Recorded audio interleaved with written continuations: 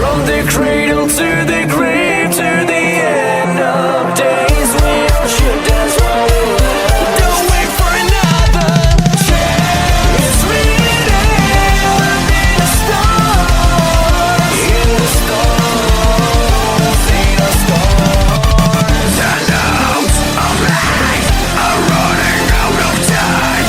While living out behind them, something to keep in mind. Nothing is waterproof. Our dreams, hopes, and free will.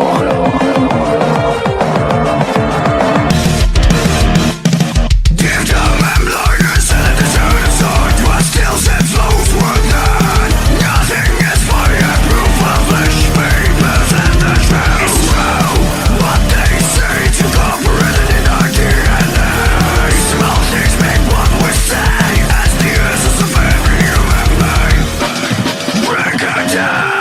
It's written in the stars, in the scrolls, in the scars. No matter what you take, it won't, and what a pop is invisible. It dwells deep beneath the basic instinct that keeps us alive. No need to believe in, no pain is required to survive.